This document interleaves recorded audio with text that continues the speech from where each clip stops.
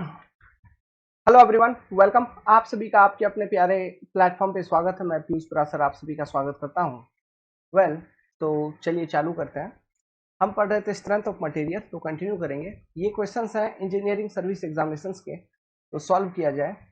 तो question number 1, match list 1 type and position of load on cantilever with list 2 shape of movement diagram for cantilever and select the correct option using the code given below.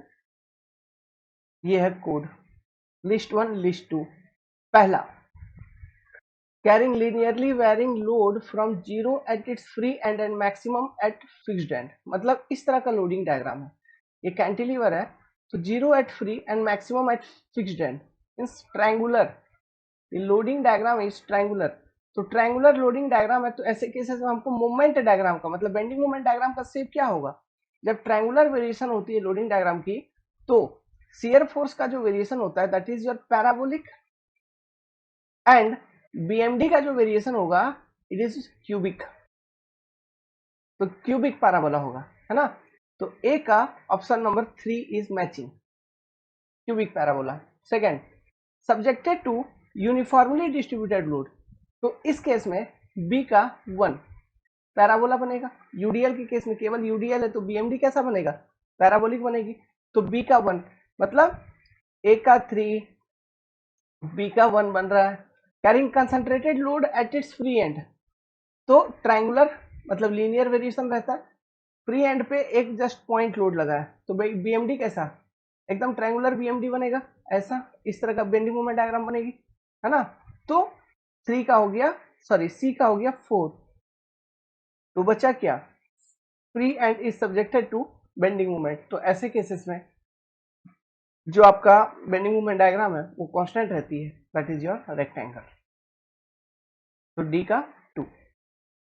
तो 3 1 4 2, 3 1 4 2, option number C is correct. समझ रहे हैं question? इस तरह का simple questions आपको engineering service exam में पूछे जाते हैं।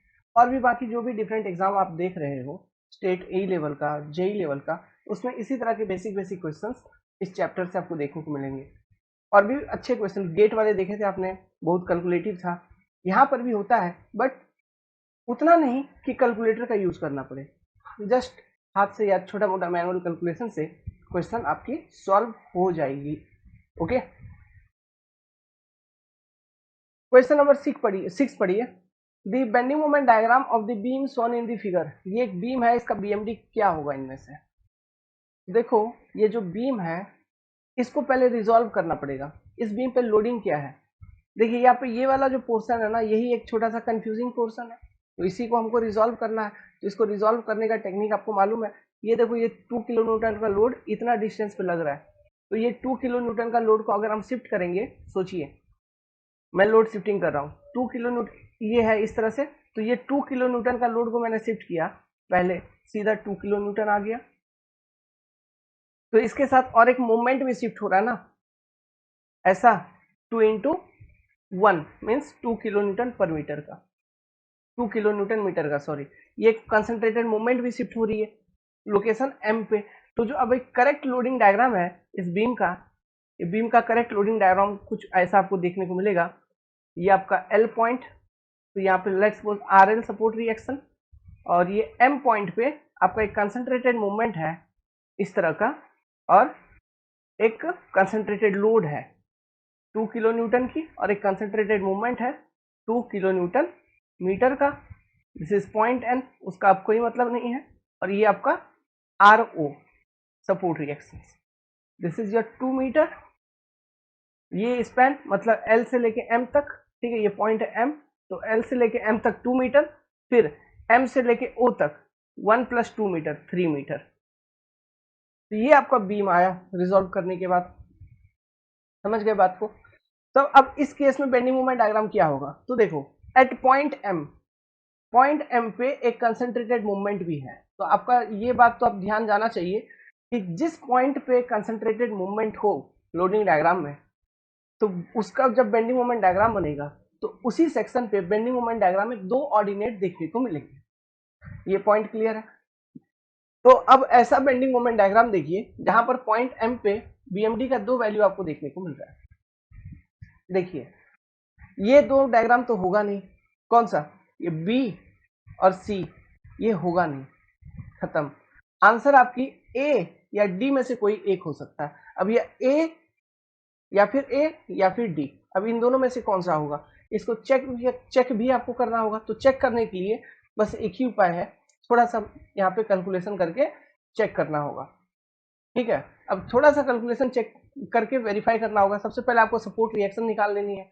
तो सपोर्ट रिएक्शन निकालोगे तो RL plus R0 equal to 2, फिर मोमेंट का इक्वेशन लिखो, RL into 2 plus 1 2 plus 3, RL into, हम पॉइंट ए पे मोमेंट इक्वल टू 0 लिख रहे हैं, तो RL इंटू 5 है ना, फिर माइनस 2 इंटू 3, फिर प्लस 2 इक्वल टू 0। तो RL into 5 equal to minus 2 plus 6 means 4। ये कितना हो गया, प्लस 4। तो RL का वैल्यू क्या होगा, सपोर्ट रिएक्शन RL का वैल्यू, RL का सपोर्ट रिएक्शन RL का वैल्यू हो जाएगा 4/5, जिसका मतलब है 0.8 हो जाएगा। This will be support reaction RL, ये हो गया 0.8। अब क्या करो, अब बेंडिंग मोमेंट अब हमारा निकल जाएगा। एक सपोर्ट रिएक्शन RL अगर हमने जैसे ही कैलकुलेट किया तो हम क्या करेंगे, बेंडिंग मोमेंट M पे कितना है उसका जस्ट लेफ्ट में और जस्ट राइट में क्या होगा निकाल लेने से हमको पता चल जाएगा। अब ये देखो ना, यहाँ पे और एक चीज देखने से आपको पता चल जाएगा, ये देखो ये डी भी नहीं हो सकता, क्यों, या डी में जो बेंडिंग मोमेंट डायग्राम में 2 ऑर्डिनेट दिखा रहा है आपको, वो पॉइंट एन पे दिखा रहा है। ये चीज तो मैंने ऑब्जर्व भी नहीं किया था, इतना कैलकुलेशन करने की जरूरत ही नहीं है। तो पॉइंट एन पे आपको 2 ऑर्डिनेट यहाँ पे दिखा रहा है, जो कि होगा नहीं, क्यों, लोडिंग डायग्राम में पॉइंट एम पर आपका कंसेंट्रेटेड मूवमेंट है, तो पॉइंट एम पर ही बेंडिंग मोमेंट डायग्राम में 2 ऑर्डिनेट आपको देखने को मिलना चाहिए, पॉइंट एन पर नहीं। तो आंसर तो यहीं से आपको मालूम हो गया कि आंसर होगा ऑप्शन नंबर ए। खैर, लेकिन अब RL का वैल्यू निकाल चुके हैं, तो just left just right bending moment निकाल के देख लेते हैं। तो बेंडिंग मोमेंट आपका जस्ट लेफ्ट में, तो मतलब ये जो M है, M के जस्ट लेफ्ट में XX यहाँ पर बेंडिंग मोमेंट कितना होगा, RL इंटू 2, ये होगा RL इंटू 2, मतलब 0.8 इंटू 2 क्या हो गया 1.6 kilo newton metre. Positive sagging में ही रहेगा, जो कि यहाँ पे दिख भी रहा है आपको 1.6 किलो न्यूटन मीटर। और यहाँ पे सपोर्ट पे, यहाँ पे तो जीरो बेंडिंग मोमेंट होगी ही होगी। अब बेंडिंग मोमेंट जस्ट राइट, अब देखो जस्ट राइट भी करोगे तो ये 1.6 में और 2 ऐड हो जाएगा, क्यों, दोनों ही सैगिंग नेचर का है। सैगिंग कैसे, ये जो कंसंट्रेटेड मोमेंट पॉइंट एम पे शिफ्ट हुआ था, ये भी क्लॉकवाइज है, तो मेंबर को ये क्लॉकवाइज रोटेट करवाएगा, मतलब इस तरह से मेंबर रोटेट करेगी, मतलब ऊपर कंप्रेशन बॉटम में टेंशन, मतलब सैगिंग इफेक्ट, प्लस RL का भी इफेक्ट सैगिंग है, तो ये ऐड हो जाएगी, इसलिए वो पॉजिटिव में बढ़ रही है। तो bending moment just right of M, मतलब यहाँ पे एक्स एक्स सेक्शन अगर देखोगे तो यहाँ पे क्या हो जाएगा, जो कि यहाँ पे 1.6 प्लस 2, तो option number A is correct. आप अगर कंफ्यूज भी होंगे तो इस तरह से आप कैलकुलेट करके वेरीफाई भी कर सकते हैं, लेकिन वो करने का यहाँ पे जरूरत नहीं था, क्योंकि ये चीज को मैंने देखा नहीं था, इसलिए फिर ये करवा दिया, नहीं तो यूं ही टिक लगवा के आगे बढ़ जाता।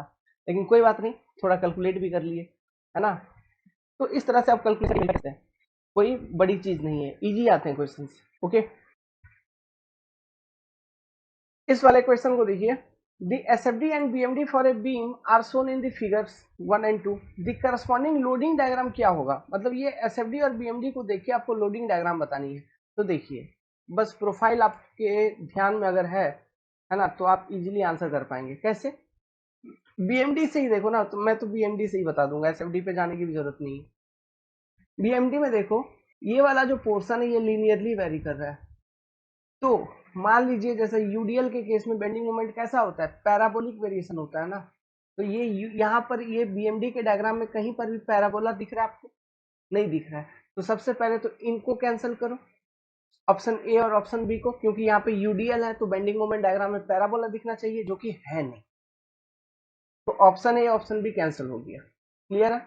अब देखिए सबसे पहले यहाँ पे इस वाले लोकेशन पे, इस वाले सेक्शन पे, यहाँ पे बेंडिंग मोमेंट डायग्राम में 2 ऑर्डिनेट है, एक तो 1 टन मीटर, दूसरा वहां से फिर नीचे आया है 2 टन मीटर में। मतलब सेम डायरेक्शन में, ठीक है। अब ये ऐसा कैसे हो गया, ये कैसे पॉसिबल है? देखो किस वाले केस में, जैसे ये तीसरा वाला केस में तुम वेरीफाई करो एक बार, यहाँ पर एक्स एक्स सेक्शन आप कंसिडर करिए, एक्स एक्स सेक्शन, और एम एक्स का इक्वेशन लिखिए। तो एम एक्स इक्वल टू क्या होगा, माइनस नेगेटिव साइड में बेंडिंग मोमेंट होगी, क्यों, ये 1 टन जो लोड है इसका इफेक्ट कैसा है, मान लो ये एक्स एक्स सेक्शन के बाद मेंबर को फिक्स करो, ये 1 टन लोड यहाँ पे लग रहा था, इसका आंसर बेंडिंग ऐसा, top tension bottom compression negative movement, तो माइनस एक्स, यही होगा आपका मोमेंट का equation, minus X kilo newton metre. तो एक्स इक्वल टू 0 पे 0, एक्स इक्वल टू 1 मीटर पे 1 किलो न्यूटन, 1 अच्छा टन मीटर, तो 1 टन मीटर का मोमेंट होगा नेगेटिव साइड में, जो कि आपको इस पर्टिकुलर पॉइंट पे दिख रहा है। समझ गए बात को? उसके बाद देखिए पॉइंट सी पे आप जैसे ही पहुंचते हैं, यहां पर एक कंसंट्रेटेड मूवमेंट भी एक्ट कर रहा है ना, यहाँ पे एक कंसंट्रेटेड मूवमेंट भी एक्ट कर रहा है। अब इस कंसंट्रेटेड मूवमेंट का नेचर देखो, ये कैसा है सॉरी, ये कंसंट्रेटेड मूवमेंट का नेचर है क्लॉकवाइज, ऐसा है क्लॉकवाइज। तो क्लॉकवाइज अगर है, सोचिए आपको अभी एसी एसी स्पैन में एक्स एक्स सेक्शन लेंगे, और यहाँ के लिए मूवमेंट का इक्वेशन अगर आप लिखेंगे, है ना, तो क्या लिखेंगे आप, एक्स फ्रॉम कहीं से भी आप सी, एक्स फ्रॉम सी ले लीजिए, जो आपको बेसिक लिखने का तरीका है। तो मोमेंट का इक्वेशन क्या होगा, -1 इंटू 1 प्लस एक्स, ये -1 वो 1 टन वाला हॉगिंग इफेक्ट। अब ये 2 kilo newton sorry 2 ton metre का इफेक्ट क्या है, ये भी हॉगिंग है, क्यों, इस एक्स एक्स सेक्शन के बाद फिक्स करके देखो, एक्स एक्स सेक्शन के बाद फिक्स कर दिया, और इस तरह से आपका मोमेंट लग रहा है 2 टन मीटर, मतलब क्लॉकवाइज रोटेशन, मतलब क्लॉकवाइज मोमेंट है, तो मेंबर का रोटेशन कैसा, क्लॉकवाइज कराएगा, तो मेंबर का रोटेशन एक्स एक्स सेक्शन के बाद क्लॉकवाइज, मतलब ऐसा घड़ी की दिशा में, this is your clockwise rotation. मतलब टॉप टेंशन बॉटम कंप्रेशन, मतलब ये भी नेगेटिव है हॉगिंग, तो -2। तो सेक्शन ये जो सी है, सी के जस्ट राइट में अगर बात करूं तो मूवमेंट का वैल्यू होगा 1 टन मीटर, जो कि आया था, और जस्ट लेफ्ट में अगर बात करें तो मूवमेंट का वैल्यू 1 टन से और बढ़ जाएगा, 2 और ऐड हो जाएगा उसमें, और वो हो जाएगी ये, फिर उसके बाद फिर लीनियरली वेरी करेगा, क्यों, एक्स के रेस्पेक्ट में अभी भी लीनियर वेरिएशन है इस वाले स्पैन में, कौन सा, एसी वाले स्पैन में। तो क्या ये वाला लोडिंग डायग्राम एकदम क्लीन कट सेटिस्फाई कर रहा है, समझ गए बात को? तो इस तरह से चेक करके आप आंसर कर सकते हो। देखिए जैसे प्रैक्टिस करते चलेंगे ना, विजुअलाइज होने लगेगी चीजें, ओके, दिमाग में आ जाएंगी, तो आप फटाक से आंसर कर लोगे, जैसे मैं आपको करवा पा रहा हूँ, ओके। मतलब समझ रहे हैं ना, यहाँ पर इस वाले रेंज में भी लीनियर वेरिएशन है, इधर भी आपका लीनियर वेरिएशन है, तो यहाँ का जो लीनियर वेरिएशन है, ये वाला इक्वेशन देखने को मिला, और इस वाले पोर्शन का लीनियर वेरिएशन का इक्वेशन आपको मिल गया -x, तो वो हो गया, प्लस आप सेक्शन सी पे जस्ट वेरीफाई कर लिए वो कंसंट्रेटेड मूवमेंट का डायरेक्शन बेंडिंग मूवमेंट डायग्राम, इतना, वो लोडिंग डायग्राम आपका C will be correct for this question, ठीक है। अब इस वाले क्वेश्चन को देखो यार, एक मिनट, ए सिंपली सपोर्टेड बीम, यहाँ पे बोल तो रहा है सिंपली सपोर्टेड बीम, लेकिन ये असल में सिंपली सपोर्टेड बीम है नहीं, ठीक है, क्यों नहीं है मैं बताऊंगा। A simply supported beam is loaded as shown in the given figure, the bending moment at E point E पे बेंडिंग मोमेंट का वैल्यू कितना होगा, वुड बी, ये हमको कैलकुलेट करनी है। ये बता तो रहा है सिंपली सपोर्टेड, लेकिन ये सिंपली सपोर्टेड है नहीं, क्यों, ये जो सपोर्ट है देखो, भले यहाँ पे सपोर्ट सिंपल दिया हुआ, लेकिन यहाँ पे मूवमेंट रिएक्शन भी दिखा दिया है, एक सिंपल सपोर्ट के साथ एक मूवमेंट रिएक्शन, मतलब वो हो गया फिक्स सपोर्ट। तो ये एक तरह का फिक्स्ड एंड बीम है बेसिकली, जिसमें आपको सब जो एंड मूवमेंट है, जो मूवमेंट रिएक्शन है, उसके वैल्यूज बस आपको दिए हुए हैं क्वेश्चन में, क्लियर है। तो बेंडिंग मोमेंट एट ई निकालना है आपको, तो ई बेंडिंग मोमेंट एट ई निकालने के लिए आपको क्या, सबसे पहले क्या, mx का इक्वेशन अगर मूवमेंट लिखोगे एट पॉइंट ई, तो हम निकाल लेंगे, लेकिन हमको क्या आर ए का वैल्यू या आरबी का वैल्यू चाहिए होगा, दोनों में से कोई एक वैल्यू चाहिए होगा सपोर्ट रिएक्शन का। अब इसका वैल्यू हम निकालेंगे कैसे, देखिए हमको मूवमेंट जो रिएक्शन है उसका वैल्यू हमको यहाँ पे क्वेश्चन में दिया हुआ है, हम इजीली ये वैल्यू हम निकाल सकते हैं, ठीक है। लेकिन अगर थोड़ा सा मैं शॉर्टकट ट्रिक और एक एंगल आपको बताने की कोशिश कर रहा हूँ, थोड़ा इस लोडिंग डायग्राम को देखोगे तो देखो इस बीम के ऊपर जो लोड है वो सिमेट्रिकल वे में एक्ट है, एक जैसा लोडिंग है। अब देखिए सपोर्ट ए से 1 मीटर पे 2 टन का लोड। सिमिलरली सपोर्ट बी से 1 मीटर पे 2 टन का लोड। फिर बीच में एक 4 टन का लोड है, समझ रहे हैं, वो भी क्या, सी पॉइंट से 1 मीटर डिस्टेंस पे, डी पॉइंट से सिमिलरली 1 मीटर डिस्टेंस पे। मतलब एक सिमेट्री फॉलो किया जा रहा है इसमें लोडिंग डायग्राम में। अगर इस तरह का सिमेट्रिकल लोडिंग डायग्राम होता है तो ऐसे केसेस में हमेशा ये होता है ना कि आधा जो भी टोटल ट्रांसवर्स लोड है, ये आर ए और आरबी का काम क्या है, जो भी वर्टिकल डायरेक्शन में टोटल लोड है उसको कैरी करना, उसको बियर करना। तो जो भी बीम के ऊपर टोटल लोड है, आधा आर ए कैरी करेगा, आधा आर बी कैरी करेगा, है ना। तो इस केस में सिंपल सी बात है, R A will be equal to R B. ये चीज हम ड्यू टू सिमेट्रिसिटी लिख पाए हैं, due to symmetricity in loading. ये भी एक एंगल है, ठीक है, शॉर्टकट एंगल इन लोडिंग, इसलिए हम ये चीज लिख पाए हैं due to symmetricity in loading. तो R A equal to R B है, ओके। और आपको मालूम है आधा आधा कैरी करेगा, टोटल लोड जितना भी है मेंबर के ऊपर उसका आधा ये, उसका आधा ये, मतलब आधा आर ए कैरी करेगा, आधा आर बी कैरी करेगा। तो टोटल लोड कितना है, 2+4 2+4+2 8 टन। 8 टन का 4 ton R equal to 4 ton ये कैरी कर लेगा, 4 टन ये कैरी कर लेगा। ऐसे मैंने सिंपली बता दिया। ये एक एंगल सीखो। अगर आप वेरीफाई करना चाहते हो तो आप इक्वेशन लिख के वेरीफाई कर सकते हैं। जैसे कि हम इक्वेशन लिखेंगे, इक्विलिब्रियम इक्वेशन अप्लाई करेंगे सपोर्ट रिएक्शन कैलकुलेट करने के लिए। तो R A plus R B equal to 8 लिखोगे, 8 टन। नाउ अभी किसी भी पॉइंट के अबाउट, चाहे वो बी पॉइंट हो या ए पॉइंट के about, total clockwise movement equal to anti clock movement करिए, मूवमेंट इक्विलिब्रियम इक्वेशन लिखना होगा। तो लेट्स सपोज हम बी पॉइंट के अबाउट लिख रहे हैं और आर ए का डायरेक्शन यही अपवर्ड लेके चलते हैं। तो सबसे पहले आर ए अगर क्लॉकवाइज को पॉजिटिव लिया जाए तो एंटी क्लॉक को हमको नेगेटिव लेना होगा। तो आर ए इंटू 1 2 3 4 4 मीटर। फिर देखो ये जो यहाँ पे 2 kilo newton 2 ton metre sorry 2 ton metre का जो लोड है मोमेंट है, ये एंटी क्लॉक है तो -2, ठीक है। फिर ये देखो ये जो ऊपर से लोडिंग लग रहा है इसके कारण भी एंटी क्लॉक आएगा मूवमेंट पॉइंट बी के अबाउट, तो -2 इंटू 3, फिर -4 इंटू 2, फिर -2 इंटू 1, फिर अब ये देखो ये वाला मोमेंट 2 टन मीटर ये क्लॉकवाइज है तो +2 इक्वल टू 0। तो यहीं से ये आपका माइनस प्लस खत्म हो गया, पहले तो ये खत्म कर दो, ये खत्म कर दो। अब सिंप्लीफाई करो, आर ए इंटू 4 -2 -6 -8, ठीक है, इक्वल टू 0। तो आर ए इंटू 4 ये कितना हो गया, ये 8 ये 8 16 इक्वल टू 16। तो implies that R A equal to 16/4 equal to 4 ton. तो आर इक्वल टू 4 टन, तो इक्वेशन 1 को यूज करेंगे तो R B equal to again 4 ton. देखिए इक्विलिब्रियम इक्वेशन भी अप्लाई करने के बाद वही सेम रिजल्ट आ रही है ना। तो आप ऐसे कर सकते हैं, या फिर जो सिमेट्रिक अगर है लोडिंग तो आप सिमेट्रिसिटी वाला जो कॉन्सेप्ट अभी मैंने आपको बताया तो आप उसको अप्लाई कर सकते हो। ये लोडिंग आपका सिमेट्रिकल लोडिंग है। या फिर अगर जैसे सिंपली सपोर्टेड बीम पे यूडीएल होता है तो वो आपका सिमेट्रिकल लोडिंग है, टोटल लोड का आधा एक तरफ आधा सपोर्ट रिएक्शन एक तरफ। देखो फॉर्मूला क्या आता है, WL/2। अगर पॉइंट लोड लग रहा है एकदम सेंटर पे सिंपली सपोर्टेड बीम पे तो सिमेट्रिकल लोडिंग है, तो एक तरफ P/2 एक तरफ सपोर्ट रिएक्शन P/2। ऑब्जर्व करना है इन सब चीजों को, ठीक है, ताकि आप शॉर्टकट अप्लाई कर पाए। तो ये सिमेट्रिकल लोडिंग का कॉन्सेप्ट होता है, क्लियर है। अब हमको क्या मोमेंट एट ई पूछा है, वो भी पूछा है यहाँ पे सैगिंग या हॉगिंग के साथ पूछा है, पॉजिटिव या नेगेटिव के साथ पूछा है। तो मोमेंट का इक्वेशन लिखिए। तो मोमेंट का इक्वेशन लिखेंगे तो कहां पे लिखूं, नेक्स्ट पेज पे लिखता हूं, रुकिए। तो देखो हमको सैगिंग हॉगिंग के साथ पूछा है तो हमको सैगिंग हॉगिंग देखते हुए लिखना होगा, है ना, पॉइंट ई पर मोमेंट। अब पॉइंट ई पर जब मोमेंट लिखोगे तो ये जो 4 टन का लोड है ये तो पॉइंट ई से ही पास कर रहा है तो इसका इफेक्ट इंक्लूड होगा नहीं।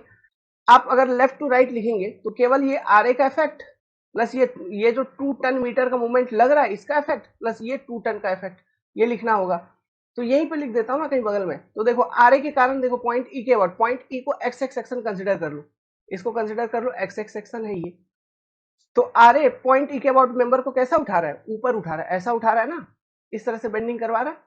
तो टॉप में कंप्रेशन, बॉटम में टेंशन, मतलब सैगिंग बेंडिंग मोमेंट। तो R A into point E तक का डिस्टेंस कितना है, 2 मीटर, तो आर ए इंटू 2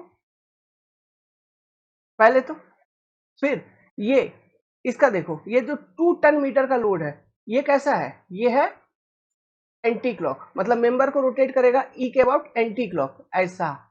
मतलब टॉप में टेंशन, बॉटम में कंप्रेशन, मतलब हॉगिंग, तो -2। फिर ये भी हॉगिंग इफेक्ट देगा, कौन सा, ये वाला 2, तो -2 इंटू 1 इक्वल टू 0, है ना। तो आंसर आपका क्या आ जाएगा, 1 मिनट, आंसर आ जाएगा, सॉरी ये तो हम मोमेंट लिख रहे हैं ई पे ना, equal to M E, moment at point E. 0 कहां से होगा, equal to M E, moment at point E. तो आर ए का वैल्यू है 4, तो 4 दूना 8, -2 6, उसमें से फिर 2 घटेगा, 4 बचेगा, और 4 बचा पॉजिटिव में, एम इक्वल टू +4 आया ना, तो प्लस मतलब सैगिंग हो गया 4, तो +4 ton metre, answer will be D, 4 ton metre sagging. ऐसा सिंपली मैनुअल कैलकुलेशन, हाथ से कैलकुलेट हो जाएगी, कैलकुलेटर का जरूरत नहीं है, समझ गया चीजों को। क्वेश्चन नंबर 9 का स्टेटमेंट पढ़िए, which one of the following statement is correct.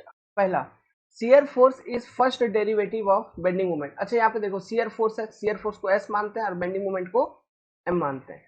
तो shear force is first derivative of bending moment, मतलब dm बाई dx अगर हम करें तो ये होता है शियर फोर्स एस, ऐसा ये सेंटेंस कह रहा है। Second, shear force is first derivative of intensity of load, intensity of load को हम W मान लेते हैं, तो ये कह रहा है कि शियर फोर्स जो है फर्स्ट डेरिवेटिव है इंटेंसिटी ऑफ लोड का, मतलब dW by dx is equal to shear force.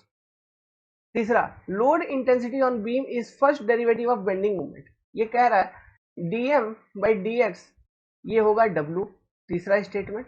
चौथा, bending moment is the first derivative of shear force, मतलब ds by dx equal to bending moment m। अब ये 4 equation में से कौन सा इक्वेशन सही है, पहला वाला। हमको मालूम है dm by dx equal to shear force होता है, और ds by dx equal to load intensity होता है, W, समझ गए। तो ये चीजें होती है। तो ये कहां से आ गया फिर, ये तो गलत है, कौन सा, dm by dx equal to load intensity, ये आपका गलत है ना, ये आपका गलत है। क्यों, आप देखिए यहाँ पे ये क्या होगा, अगर बेंडिंग मोमेंट के फॉर्म में लोड इंटेंसिटी अगर आप लिखेंगे तो लिखने का कोशिश करेंगे तो वो फर्स्ट डेरिवेटिव नहीं सेकंड डेरिवेटिव हो जाएगी। कैसे, या s इक्वल टू क्या है, dm by dx, s equal to वो चीज पुट करिए, d बाई dx पहले से था इंटू s का वैल्यू dm बाई dx, तो क्या हो जाएगा, ये D square m by dx, ये हो जाएगा equal to w, second derivative. तो second derivative of bending moment is equal to load intensity, अगर ऐसा लिखा होता तो सही होता, ये आपका सेकेंड डेरिवेटिव है। तो ये इक्वेशन भी एक आती है, समझ गए बात को। और फर्स्ट डेरिवेटिव होता है आपका load intensity, okay, first derivative of shear force is load intensity, first derivative of bending moment is shear force. ये इक्वेशन हमने आपको डिराइव भी करवा दिया था, और एक सेकेंड डेरिवेटिव वाला आपके सामने अभी एक्सप्रेस करके दिखा दिया, ठीक है। तो correct statement A is correct, बाकी सब गलत है। अब बाबू लोग इस वाले क्वेश्चन को पढ़िए और इसका जवाब ढूंढिए। थोड़ा सर्दी हो गया यार, है ना, इसलिए जो फेस कैमरा ऑफ कर दिया क्योंकि सर दर्द दे रहा है, फिर भी पढ़ा रहा हूँ। ओके, तो थोड़ा फॉलो कीजिए आराम से। देखिए ये क्वेश्चन में ना एसएफडी पूछा है ना बीएमडी पूछा है। ये क्वेश्चन में क्या पूछा है, ये क्वेश्चन में पूछा है आपका एक्सियल थ्रस्ट डायग्राम। ये देखो थ्रस्ट डायग्राम यहाँ पे नाम है ना। इसका मतलब क्या होता है, इसको आप थ्रस्ट डायग्राम कह लो या फिर इसको आप एक्सियल थ्रस्ट डायग्राम कह लो। एक्सियल थ्रस्ट डायग्राम सेम चीज होती है। अब ये एक्सियल थ्रस्ट डायग्राम क्या है, देखिए याद करिए, जैसे हमने आपको शियर फोर्स समझाया, जैसे हमने आपको बेंडिंग मोमेंट समझाया, वैसे ही एक फोर्स और समझाया था, एक्सियल फोर्स। तो मान लो एक कोई ऐसा मेंबर है, ठीक है, तो अगर इसको 3D में देखोगे तो इस तरह का कुछ होगा ये मेंबर। तो ये वाला जो शेडिंग कर रहा हूँ, जो पोर्शन शेडिंग कर रहा हूँ, ठीक है, इसको हम क्या बोलते हैं? Cross section area. इसी को तो हम क्रॉस सेक्शन एरिया बोलेंगे। अब ये क्रॉस सेक्शन एरिया जैसे कि यहाँ पे आपको दिख रहा है, किस तरह का है? रेक्टेंगुलर आपको दिख रहा है क्रॉस सेक्शन एरिया। मान लो लेट सपोज बीम किसी भी क्रॉस सेक्शन का हो सकता है, रेक्टेंगुलर हो सकता है, आई सेक्शन हो सकता है, टी सेक्शन हो सकता है। There are different cross sections. जो भी हमको सुटेबल क्रॉस सेक्शंस मिले हम उसका बीम बनाएंगे। जैसे कि आई सेक्शन या फिर टी सेक्शन जो होता है उसको हम फ्लेंज सेक्शन बोलते हैं, है ना। तो हम आरसीसी में देखेंगे फ्लेंज सेक्शन का अलग से डिजाइन भी किया जाता है। तो हमारे पास कॉन्सेप्ट है पूरा का पूरा। तो ये अभी फिलहाल तो आप ये समझ गए। तो ये है आपका क्रॉस सेक्शन एरिया। तो इसका क्रॉस सेक्शन एरिया है मान लीजिए ए, और इस बीम के ऊपर लेट सपोज कि मैं एक फोर्स लगा रहा हूँ एक्सियल डायरेक्शन में। इस तरह से अगर फोर्स में दिखाऊं तो ये एक्सियल फोर्स है, और लेट सपोज ये फोर्स है पी अमाउंट का फोर्स लगा। तो ये देखो ये क्रॉस सेक्शन से बाहर निकलता हुआ एरो है क्या, मतलब ये क्रॉस सेक्शन को टान रहा है। इसके कारण क्या होगा? इस फोर्स के कारण मान लीजिए इसका लेंथ है एल इस क्रॉस सेक्शन का, तो इसका लंबाई बढ़ जाएगी क्योंकि फोर्स कुछ उस नेचर का लग रहा है, टेंसाइल फोर्स लग रहा है ना।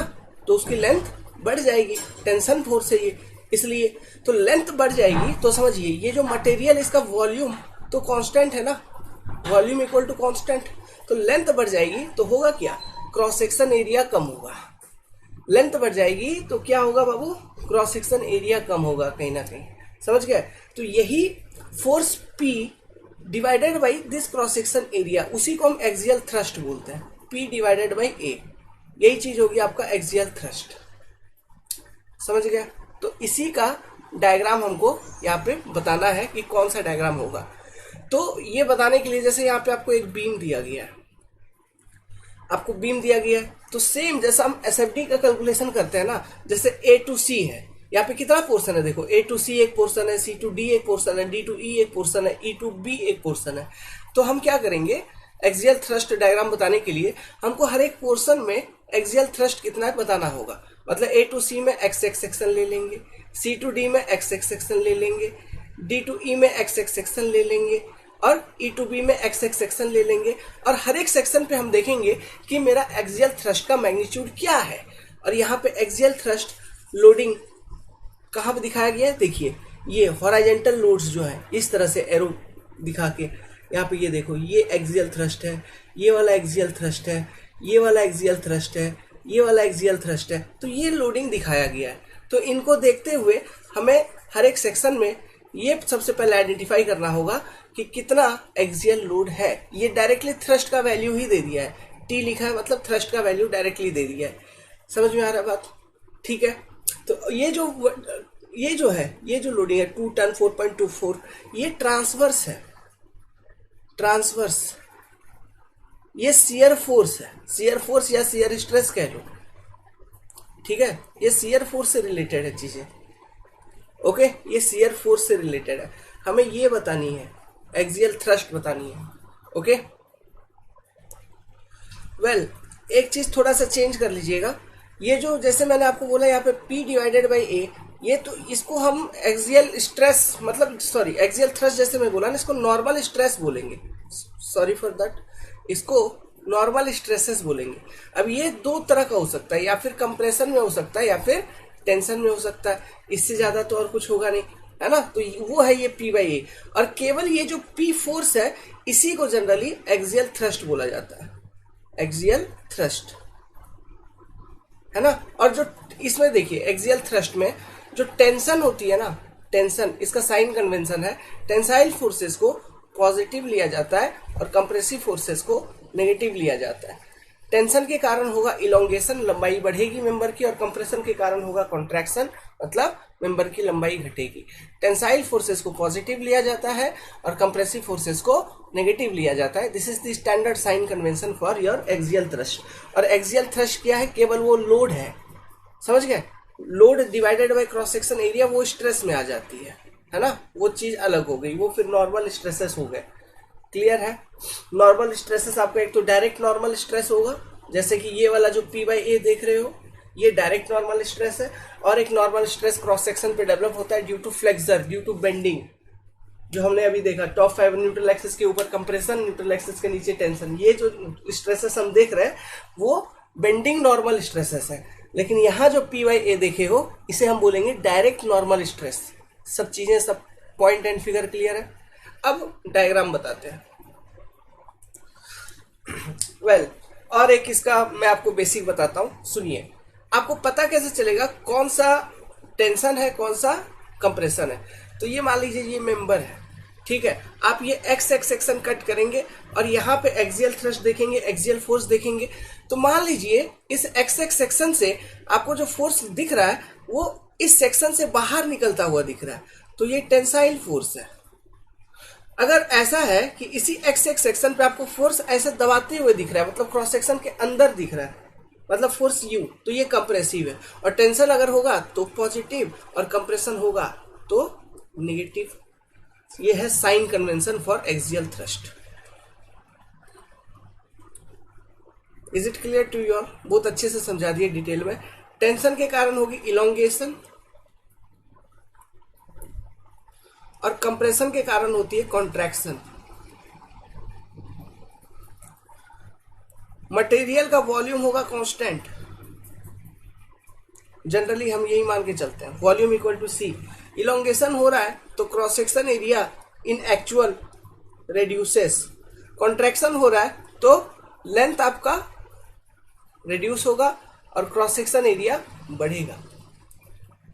समझ में आ रहा है? और इस केस में लेंथ आपका इंक्रीज हो जाएगा। ओके, नाउ अब अगर स्ट्रेसेस की बात करें, है ना, अगर इलोंगेशन हो रही है मतलब मेंबर में टेंसाइल नेचर की स्ट्रेस है, और अगर कॉन्ट्रैक्शन हो रही है तो मेंबर में कंप्रेसिव स्ट्रेसेस है। ये जो अपना नेक्स्ट चैप्टर आने वाला है ना, नॉर्मल स्ट्रेस एंड स्ट्रेन, उसमें पूरा यही टॉपिक हम पढ़ेंगे। हुक्स लॉ से रिलेटेड सारी चीजें पढ़ेंगे और डेरिवेशन वगैरह बहुत सारा कुछ करेंगे। लेकिन यहाँ पे आ गया तो कुछ बेसिक्स आपको समझा दिया मैंने क्वेश्चंस के माध्यम से, है ना। अब ये क्वेश्चन डाल दिया था तो क्या करोगे? तो देखो यहाँ पे अब साफ साफ लिखा हुआ है कि consider tension to be positive. तो यहाँ पे देखो ये वाला एक्स एक्स सेक्शन कट करोगे, इधर कट किया, देखो मेंबर में एसी वाला पोर्शन में, तो एसी पोर्शन पे मेरे को केवल सेक्शन से बाहर निकलता हुआ एक एक्सियल थ्रस्ट दिख रहा है 3.22, मतलब पॉजिटिव। पहला तो ये ठीक है। अब सीडी मेंबर में देखेंगे, सीडी मेंबर में एक्स एक्स सेक्शन कट किया तो सीडी मेंबर में इस एक्स एक्स सेक्शन पे एक तो आपको ये 3.22 दिख रहा है ये वाला, प्लस और एक देखो ये 3.464, वो है कंप्रेसिव नेचर का। और जब फाइनली सॉल्व करोगे तो ये कितना आ जाएगा, 3.464 माइनस 3.22, जो कि आ जाएगी आपका 0.242, ठीक है। और 0.242 कैसा, जो नेट बचेगा, नेट वो क्रॉस सेक्शन के अंदर जाता हुआ मिलेगा आपको, है ना, कंप्रेसिव नेचर का। तो सी टू डी में नेगेटिव, इसमें ए टू सी पोर्शन में पॉजिटिव होना चाहिए। तो बस यही दो देख के ही आप अंदाजा लगा लोगे कि क्या सही है। क्यों? ये ऑप्शन नंबर ए देखो तो ए टू सी में पॉजिटिव दिया है 3.222, सी टू डी में आपका कंप्लीटली नेगेटिव आ रही है 0.422। उसके आगे फिर जाओगे यहाँ पर तो फिर पॉजिटिव आ जाएगा, कितने का, 4 का। क्यों?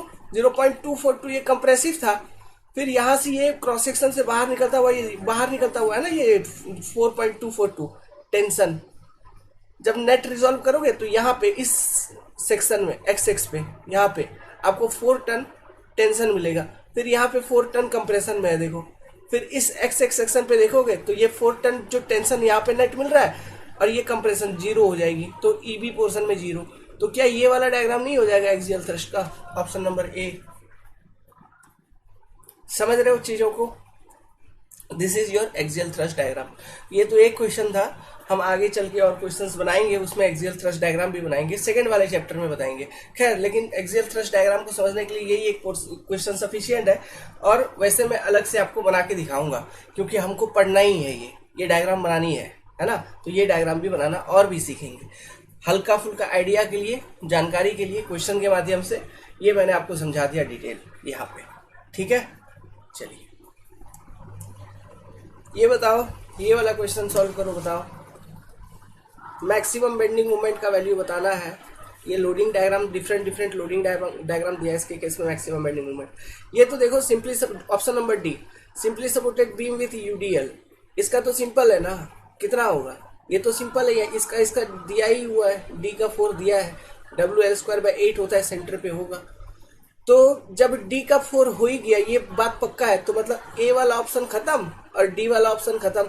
सही ऑप्शन कोई बी या सी में ही होगा। उसके बाद ये इसका देखो यार, ये कैंटिलीवर का ऑप्शन नंबर बी देखो, इजी है।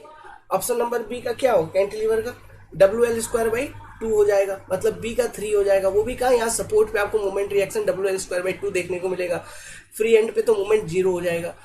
तो बी का तो 3 है, तो बी का भी 3। अच्छा, ये ऑप्शन नंबर बी दोनों में बी का 3 बता रखा है। चलो किसी एक का निकाल लो, ए या सी में से किसी एक का निकाल लो, आंसर पता चल जाएगा।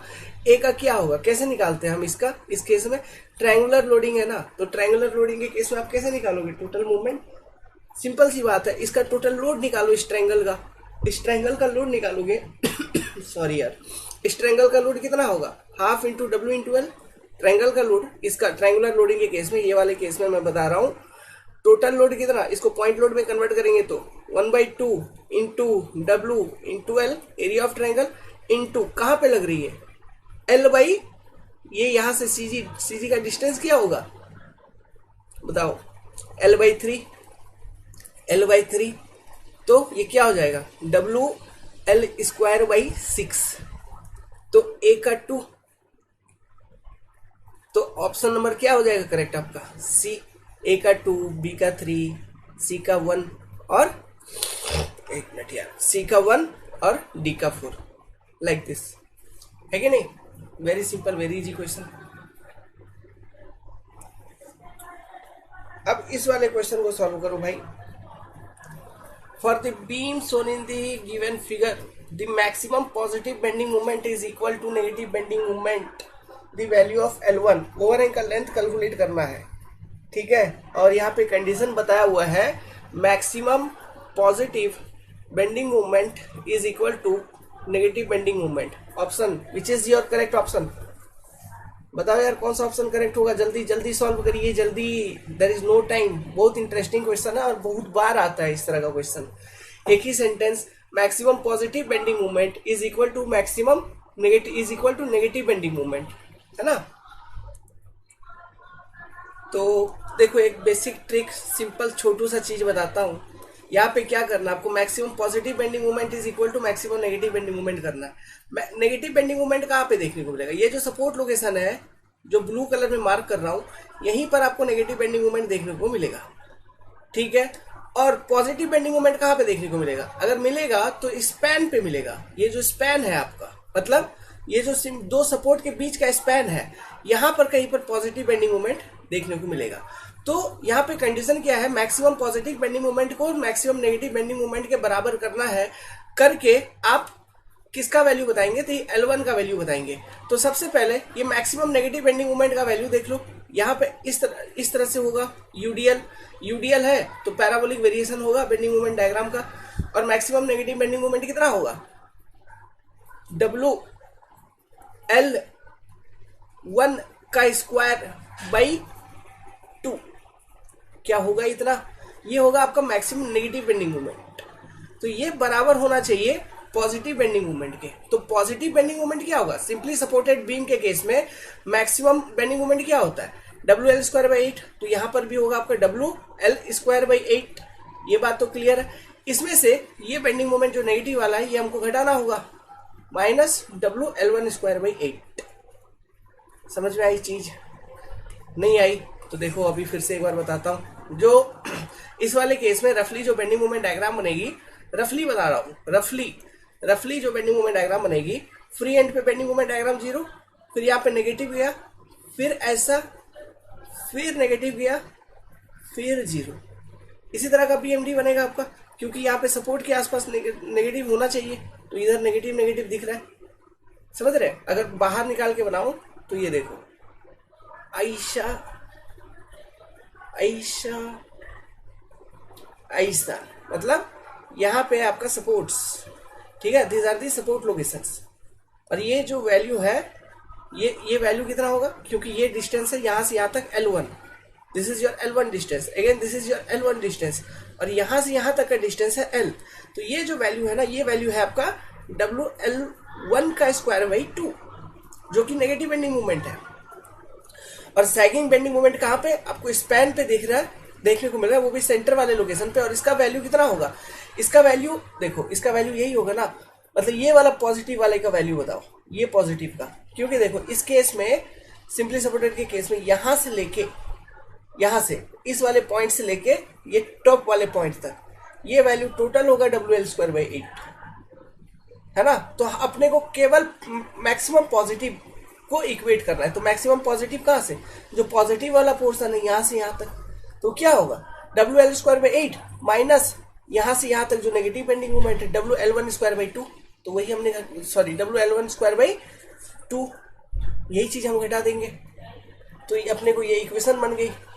तो इस इक्वेशन को सिंप्लीफाई करेंगे, सॉल्व करेंगे, तो चीजें कैलकुलेट होके आ जाएंगे।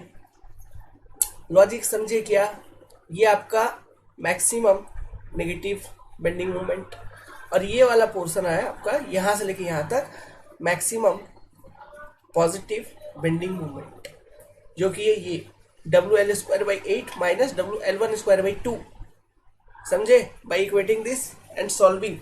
जब इसको सॉल्व करोगे, सिंप्लीफाई करोगे, इसको करिए solve and simplify, you will get L1 equal to, L1 का रिलेशनशिप फाइंड आउट करना है, तो L1 इक्वल टू आपको मिलेगा √L/8, L/8 मतलब 4 × 2 करोगे तो 4 का 2 निकल जाएगा, 2√2 मीन्स L सॉरी, ये आपको मिलेगा L²/8, तो ये आपका बन जाएगा क्या, L/2√2, समझे। तो option number D will be correct. Simplify करिए, देखिए वेरी इजी। और इस क्वेश्चन को स्टार मार्क बना के क्वेश्चन को अच्छे से पहले लिखो, डायग्राम बनाओ कॉपी पे, और ये जो मैंने सॉल्यूशन इसका करवाया इसको बढ़िया से लिखो समझ के, क्योंकि ये हर एक एग्जाम में ये क्वेश्चन आता है, पैटर्न फिक्स है इसका, ठीक है, स्टैंडर्ड क्वेश्चन है ये। 16 नंबर क्वेश्चन, इसको पढ़िए, आंसर करिए, ट्राई इट। ये 1 सेकेंड में सॉल्व होने वाला चीज है, 1 सेकेंड, उससे ज्यादा नहीं, ओके, 1 सेकेंड में ये सॉल्व हो जाएगा, समझ रहे बात को, उससे ज्यादा नहीं लगेगा। Try it. मिल गया क्या आंसर, मैं बताऊं कैसे, देखो यार, वेरिएशन पैटर्न देखिए, यहाँ पे क्या पूछा है, ये SFD दिया गया है आपको, शियर फोर्स का डायग्राम दिया गया है, और पूछ रहा है इनमें से जो ये यहाँ पे एक तरफ लोडिंग डायग्राम दिया गया है, इस SFD का कौन सा लोडिंग डायग्राम होगा। तो देखो सबसे पहले SFD का वेरिएशन देखो, D से लेके B तक में वेरिएशन क्या है, लीनियर, 1 डिग्री है ना। B से लेके C में भी वेरिएशन इज लीनियर, 1 डिग्री है। तो SFD का वेरिएशन 1 डिग्री कब होगा, मतलब यहाँ पे कहीं ना कहीं D से लेके C पॉइंट तक पूरे में UDL होना चाहिए, D से लेके C पॉइंट में पूरे में UDL होना चाहिए, तभी शियर फोर्स का लीनियर वेरिएशन होगा। प्लस 2 बात और, एक पॉइंट लोड यहाँ पे होना चाहिए, एक पॉइंट लोड यहाँ पे होना चाहिए, क्योंकि इन दो लोकेशन पे जो शियर फोर्स डायग्राम है उसमें 2 ऑर्डिनेट देखने को मिल रहा है। तो SFD में जहां भी किसी भी सेक्शन पे 2 वैल्यू देखने को मिले, इसका मतलब वहां पे क्या समझ जाना है कि बीम में लोडिंग डायग्राम में वहां पर कोई ना कोई पॉइंट लोड है। अब वो पॉइंट लोड मतलब रियल लोडिंग हो सकती है या फिर सपोर्ट रिएक्शन भी हो सकता है, कुछ भी हो सकता है, ठीक है। तो बस इन कंडीशंस को ऑब्जर्व करते हुए अगर हम देखेंगे तो ये देखिए, सबसे पहले तो हमको D से लेके C तक में UDL होना चाहिए। ऐसा कौन सा बीम दिख रहा है, एक ही बीम दिख रहा है, पहला वाला, जिसमें D से लेके B तक लास्ट तक UDL दिया है, और UDL होगा लोडिंग डायग्राम पे, तभी SFD का वेरिएशन लीनियर आता है, नहीं तो नहीं आता है। समझ में आ रहा है। पहला तो ऐसे ही देख के आप आंसर लगा सकते हो और कुछ करने की जरूरत नहीं है। क्यों, सेकंड वाले केस में देखो UDL यहीं तक दिया है, यहाँ तक, इस वाले पोर्शन में यूडीएल नहीं है, तो यूडीएल नहीं है तो लीनियर वेरिएशन एसएफडी का हो ही नहीं सकता। अब इस वाले में यहाँ पर इस वाले सेक्शन में यूडीएल नहीं है, लास्ट में है, फिर वो गलत। यहाँ तो स्टार्टिंग में दे दिया, इधर उधर कहीं नहीं दिया है, तो आप तो केवल ये पैटर्न को देखते हुए आंसर कर सकते हो। तो इस तरह के एग्जाम में क्वेश्चंस आते हैं जो कि आपको लगेंगे कॉम्प्लिकेटेड, वाह वाह वाह, अपने से सॉल्व करना है, ये करना है, वो करना है, लेकिन जरूरत नहीं है। जस्ट आप बेसिक कंसेप्ट को अंडरस्टैंड करके रखे हैं, ऑब्जर्वेशन से आपकी अच्छी, तो आप इजीली आंसर कर पाएंगे। बिना जस्ट देखे थोड़ा क्वेश्चन आंसर, क्वेश्चन और ऑप्शंस देखे लगा दिए, टिक, खत्म। ठीक है, आप इसको और वेरीफाई भी कर सकते हो। अगर आप इक्वेशन से आप फाइंड आउट करना चाहते हैं तो वो भी आप कर सकते हैं। कैसे, देखिए, सबसे पहले तो आप क्या करिए, ये देखो ए से डी, ये मान लो कि अभी ऊपर पॉजिटिव है, नीचे नेगेटिव, हम जनरली ऐसे ही लिखते हैं, ऊपर वाला पॉजिटिव, नीचे वाला नेगेटिव, तो ये वाला भी होगा आपका पॉजिटिव, ऐसे ही लिखते हैं हम। तो मान लो कि लेफ्ट टू राइट आप कैलकुलेशन कर रहे हो, क्या कर रहे हो, लेफ्ट टू राइट कैलकुलेशन कर रहे हो, तो केवल एसएफडी को देख के आपको लोडिंग डायग्राम बनानी है। यहाँ पे लोडिंग डायग्राम भी आपको नहीं दिया होता इन रियलिटी, तो आप क्या करते, सोचो एसएफडी का इक्वेशन लिखो, जैसे कि ये शियर फोर्स डायग्राम में आप एक्स एक्स सेक्शन कंसिडर किया करो, है ना। अब यहाँ पे क्या है, यहाँ पे देखो, सबसे पहले ए टू डी में अगर आप एक्स सेक्शन कंसिडर करोगे तो जो, और यहाँ पे ए टू डी में जो वेरिएशन है वो वेरिएशन मेरा कैसा है, कांस्टेंट वेरिएशन है। मतलब ए टू डी में किसी भी तरह का लोडिंग नहीं होना चाहिए, जो भी लोड होना चाहिए वो पॉइंट ए पे होना चाहिए, और पॉइंट ए पे लोड कैसा होना चाहिए, वो कुछ ऐसा होना चाहिए, नीचे से अपवर्ड आना चाहिए। क्यों, तब लोडिंग डायग्राम, मान लीजिए ये लोडिंग डायग्राम है और पॉइंट ए पे लोड कुछ यूं रहेगा, तभी तो हम यहाँ पे अगर ए टू डी, ये मान लो ये पॉइंट डी है और ए टू डी में एक एक्स एक्स सेक्शन लेंगे, तो ये मेरा लेफ्ट फेस हो गया, ये मेरा कौन सा फेस हो गया, लेफ्ट फेस। तो लेफ्ट फेस पे यही आपका, लेट्स सपोज ये पॉइंट ए है, this is your point A, तो लेफ्ट फेस पे, और ये एक मिनट, इसको मैं थोड़ा क्लीन बना देता हूँ, एक थोड़ा सा बेसिक हिंट देता हूँ, आइडिया देता हूँ, आप उसको यूज करके कैलकुलेट करना। तो जैसे कि सबसे पहले ये देखो, एसएफडी में जितने भी पॉइंट्स हैं, एक तरह का बीम बनाओ, इन पे पॉइंट लिख दो, ए डी बी और ये सी पॉइंट, है ना। अब देखो सबसे पहले तो जैसे एसएफडी में A to D X X section देख रहे हो, यहां पे आपको शियर फोर्स का वेरिएशन है कांस्टेंट, और शियर फोर्स का मैग्नीट्यूड कितना है, मैग्नीट्यूड इज 14। कितना है बाबू, मैग्नीट्यूड कितना ही है ना आपका, 14 टन मैग्नीट्यूड है।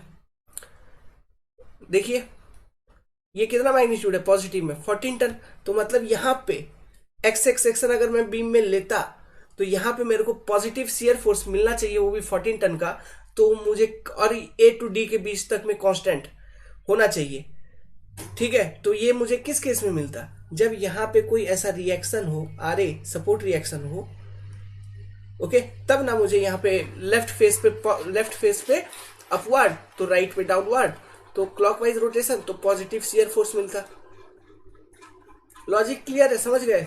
तो आर ए यहाँ पे जो सपोर्ट रिएक्शन है ये मिलना चाहिए मेरे को 14 टन का, समझे। और ये 4 मीटर की होगी आपकी स्पैन कंप्लीट। अब ए से लेके जस्ट लेफ्ट ऑफ डी तक आपका 14 टन है, लेकिन जस्ट राइट ऑफ डी में आप देख रहे हो तो नेगेटिव साइड में भी आपका शियर फोर्स जा रहा है, 4 टन नेगेटिव भी आ गई। इसका मतलब क्या है, इसका मतलब ये है कि एग्जैक्टली एट पॉइंट डी एक कोई ऐसा पॉइंट लोड होना चाहिए जिस कारण, जो कि ये 14 से ज्यादा हो, क्योंकि ये 14 के कारण तो पॉजिटिव में 14 तक गया था।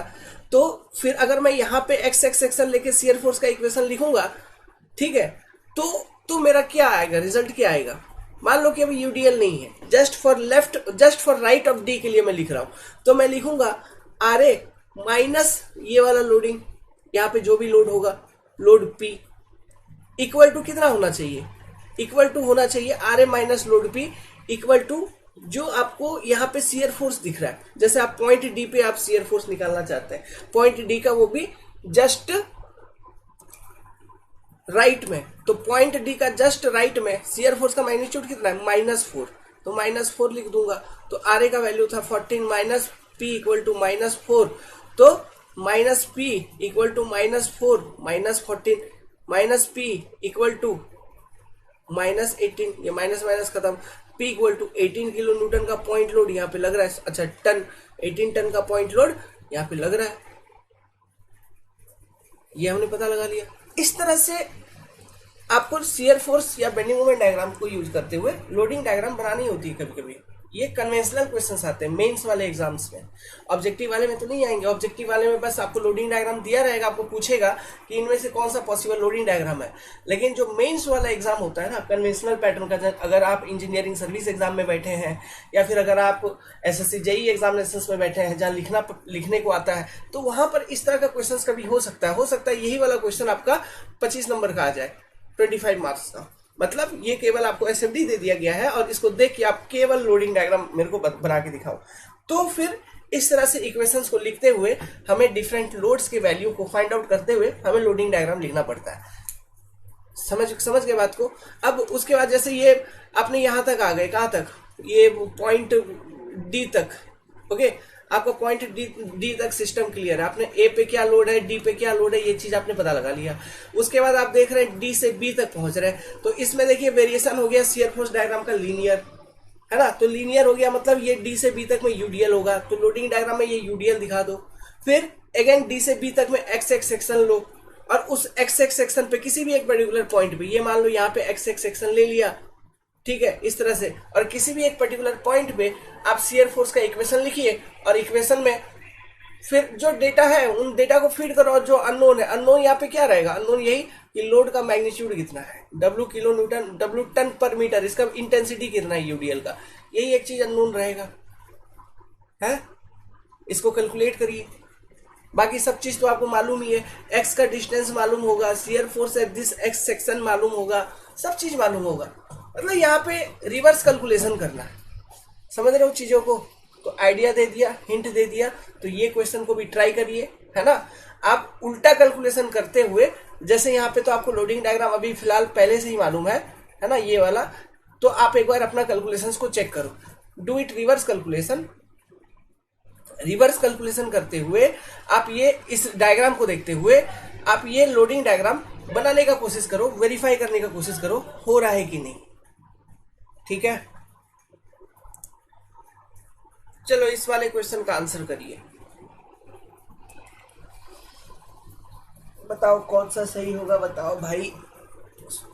बड़ा इजी सिंपल सा क्वेश्चन है, सेकंडों में सॉल्व होना चाहिए। क्या आंसर आ गया किसी का, कुछ आ गया क्या? क्या है? Match list one type and position of force on cantilever, cantilever है सारे सारे, with list two shape of bending moment diagram आपको बतानी है। तो देखो यहाँ पे स्टेटमेंट में आपको लिखा हुआ है carrying linearly varying load from zero at its free end and maximum at its fixed end. मतलब ये वाला जो पहला वाला केस है लोडिंग डायग्राम का, ये ऐसा है, ये ट्रायंगुलर लोडिंग है, इस तरह का लोडिंग है, मतलब यूनिफॉर्मली वेरिंग लोड इस पे कैरिड है। तो बेंडिंग मोमेंट डायग्राम जो होगा वो कैसा होगा, क्यूबिक पैराबोला होगा, सिंपल सी बात है, it will be cubic parabola. मतलब ए का हो गया 3, है ना। और इसी केस में एसएफडी जो होगा वो सिंपल पैराबोला होगा, बेसिकली पैराबोला होगा, ठीक है। दूसरा case subjected to uniformly distributed load, member subjected to UDL, cantilever subjected to UDL, केवल पैराबोला, मतलब बी का हो गया 1। Carrying concentrated load at it free end, तो ऐसे केसेस में कैसा बनता है, concentrated load at its free end, एक ही लोड है, ट्राइंगल बनेगा। Whose end is free subjected to a couple, subjected to a couple मतलब ये वाला केस है, ये एक फ्री एंड है और यहाँ पे एक कंसंट्रेटेड मूवमेंट लग रही है। तो इस केस में बेंडिंग मोमेंट डायग्राम रेक्टेंगुलर बनेगा, और यहाँ पे जो रेक्टेंगुलर बनेगा वो पॉजिटिव बनेगा क्योंकि ये सैगिंग मूवमेंट है ना, ऊपर कंप्रेशन बॉटम में टेंशन आ रही है, इस तरह से उठा रहा है, लेकिन जनरली ऐसा होता नहीं है, समझ गए बात को। तो इस तरह से सवाल आपसे पूछे जा सकते हैं, समझ गए बात को। तो क्या आंसर हो जाएगा, ए का 3 हो गया, बी का 1 हो गया, और सी का 4 हो गया, और डी का 2 हो गया। 3 1 4 2, देखो 3 1 4 2, ऑप्शन नंबर सी वाला कोड मैच कर रहा है। इजी है, आसान है ही। इस वाले क्वेश्चन को आंसर करिए, ये भी इंटरेस्टिंग क्वेश्चन है, अच्छा क्वेश्चन है। आंसर इट क्या होगा, correct option, try solve it, बताओ यार। What will be the right options? बोलो बोलो बोलो बाबू। सॉल्व कर लिया। देखो चलो क्या पूछा है क्वेश्चन। बीम है, ठीक है, उस पर एक सेंटर पे पॉइंट लोड लगा दिया। एक तरह का सिंपली सपोर्टेड बीम ही है, लेकिन जो सपोर्ट भी है उसको थोड़ा इंक्लाइन कर दिया, 45 डिग्री पे वो इंक्लाइंड है। In a beam support is hinged and support B is on roller, ये रोलर है as ever. The direction of reaction at A and B will be. देखिए आपको मैंने बोला था एक कंडीशन कि रोलर मान लीजिए ऐसा है, तो रोलर को ऐसा अगर हम इंक्लाइन करते हैं तो इसके नॉर्मल में, रोलर के हमेशा परपेंडिकुलर में आपका रिएक्शन डेवलप होगा। मतलब जैसे कि ये आपका, एक मिनट, ये आपका रोलर सपोर्ट है मान लो ऐसा, है ना। तो रोलर सपोर्ट के एकदम परपेंडिकुलर हमेशा रिएक्शन डेवलप होता है। तो यही चीज मैंने आपको समझाया था। मान लीजिए इस तरह से सपोर्ट है, रोलर सपोर्ट को आपने ऐसा इंक्लाइन कर दिया, तो जो रिएक्शन डेवलप होगा इसके नॉर्मली डेवलप होगा ऐसा, ये चीज मैंने समझाया था। तो ये बात तो क्लियर है कि जैसे ट्रांसवर्स लोडिंग ऊपर से ऐसा लग रहा है, तो रिएक्शंस तो नीचे से ऊपर की ओर ही होना चाहिए, ये तो क्लियर है ना। तो ये वाला डायग्राम डी वाला देखो, डी वाला रिएक्शन नीचे ऐसा डायरेक्शन दिखाया, ये तो गलत, ये तो खत्म, ये तो होगा नहीं। उसके बाद ये वाला डायग्राम देखो, ये बी वाला डायग्राम, तो रोलर एंड पे आर बी ऐसा तो डेवलप होगा नहीं वर्टिकल ट्रांसवर्स डायरेक्शन में, क्योंकि वो सपोर्ट ही इंक्लाइंड है, तो ये भी खत्म हो गया। प्लस ये सपोर्ट ए पे देख लो, ये जो रिएक्शन आर ए दिखा रहा है, आर ए इस डायरेक्शन में, वो तो होगा नहीं। आर ए तो ऐसा होना ही चाहिए या फिर ऐसा वर्टिकल होना चाहिए, जो भी अपवर्ड होगा, क्योंकि लोडिंग अप टू डाउन है, तो ये डायग्राम भी होगा नहीं। जब तीनों डायग्राम हम लोगों ने कैंसिल कर दिया, तो करेक्ट डायग्राम क्या बच रहा है? Correct diagram is option number C. इस तरह से सपोर्ट रिएक्शन डेवलप होना चाहिए। अब ऑप्शन नंबर सी को थोड़ा हाईलाइट करके देखते हैं। देखिए, एक मिनट यार, मच्छर काट लिया। ओहो हो, मच्छर बहुत जोर से काटता है रे भाई, है ना। ऑप्शन नंबर सी को थोड़ा हाईलाइट किया जाए, सर्दी हो गया है यार बहुत जोर से। तो ऑप्शन नंबर सी को हाईलाइट करेंगे, तो जो सपोर्ट रिएक्शन मिल रही है आपको दिखाया गया है, वो कुछ इस तरह से दिखाया गया है। यहाँ पे 2 टन का लोडिंग है ना। तो बेंडिंग मोमेंट डायग्राम तो ऐसा ही बनेगा, ट्रायंगुलर बनेगा, for simply supported beam subjected to concentrated load. तो यहाँ पे तो ऐसा सपोर्ट रिएक्शन डेवलप होगा, ये आर बी डेवलप हो जाएगा, ठीक है। अब आर ए, यहाँ पे देखो आर ए तो हिंज सपोर्ट था ऐसा सिंपली, है ना।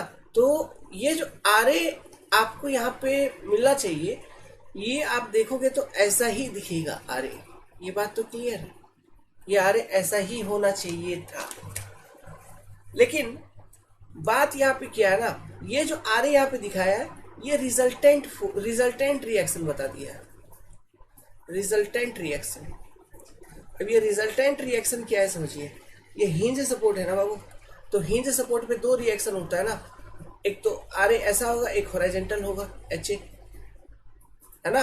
तो ये आर ए जो है वो वर्टिकल मान रहे हैं, तो इसको मैं आर वाई मान लेता हूँ या फिर आर ए वाई मान लेता हूँ ताकि वो क्लियर हो। तो रिजल्टेंट आपको यू दिखा दिया है कि ये आर ए डेवलप हो गया, तो इसका आर ए का जो वर्टिकल कंपोनेंट है वो होगा आर ए वाई, और इसका जो हॉरिजॉन्टल कंपोनेंट होगा वो होगा एच ए। क्लियर है। नाउ अब देखिए, ये आरबी अगर इस तरह से डेवलप होगा ना, तो आरबी का भी 2 कंपोनेंट यहाँ पे मिलेगा आपको, एक तो आरबी वाई मिल जाएगा वर्टिकल कंपोनेंट, और एक आरबी एक्स भी मिल जाएगा हॉरिजॉन्टल कंपोनेंट, आरबी एक्स भी मिल जाएगा हॉरिजॉन्टल कंपोनेंट। तो इस लोडिंग डायग्राम के केस में होगा ये कि ये वाला हॉरिजॉन्टल और ये हॉरिजॉन्टल दोनों एक दूसरे के बराबर होकर कैंसल आउट होना चाहिए, क्योंकि हॉरिजॉन्टल डायरेक्शन में लोड नहीं है, तो वो कैंसल आउट हो जाएंगे। और ये जो 2 टन का लोड है ना, इसको कैरी कौन करेगा? R A Y plus R B Y मिलके ये 2 टन का लोड को कैरी करना चाहिए। Means the vertical components of reaction R A and R B must be equal to 2 ton loading, and horizontal components जो भी होंगे मस्ट कैंसल ईच अदर। वो होगा इसका करेक्ट मैकेनिक्स। समझ गए? ये लॉजिक है। तो लॉजिक इज क्लियर, तो आंसर विल बी सी। अच्छा क्वेश्चन था, बिल्कुल था। इसको बताओ, 19 नंबर क्वेश्चन पढ़िए। बहुत बच्चे गलती कर देते हैं इसमें, 90% गलती होता है इसमें। क्या लिखा है? If the area under the shear curve, मतलब एसएफडी के अंदर जो एरिया है उसका बात किया जा रहा है, for a beam between 2 point x1 and x2 is k, then the difference between the movement at 2 points x1 and x2 will be what. यही पूछा है। मान लो कोई शियर फोर्स डायग्राम मान लो, ऐसा भी एक एसएफडी किसी का हो सकता है कि नहीं हो सकता? हो सकता है एसएफडी, ठीक है, ये कांस्टेंट होता है एसएफडी। तो अब इस केस में क्या है, क्या बोल रहा है कि लेट्स सपोज ये एक सेक्शन है, ये एक सेक्शन है, और इन दोनों का बीच का लेंथ है मान लो dx लेंथ है, ठीक है, ये लेंथ कितना है, dx लेंथ है। तो यहां से ये जो dx लेंथ का पोर्शन है, ठीक है, ये जो dx लेंथ का पोर्शन है ये एसएफडी का, इसका जो एरिया है ना, ये टोटल एरिया, वो एरिया है आपका k। मतलब ये जो शियर फोर्स है, let's suppose this is shear force, तो ये शियर फोर्स, ये शियर फोर्स दोनों सेम, ठीक है, तो एरिया क्या हो जाएगा, शियर फोर्स इंटू dx, ये चीज है k।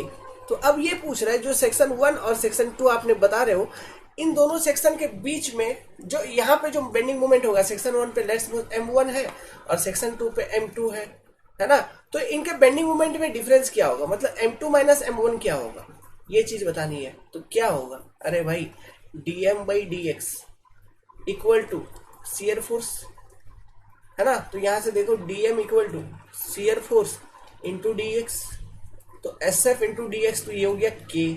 तो dm मतलब क्या होता है, m2 minus m1, difference in bending moment at sections, तो it is equal to area of shear force diagram between that two section which is equal to k।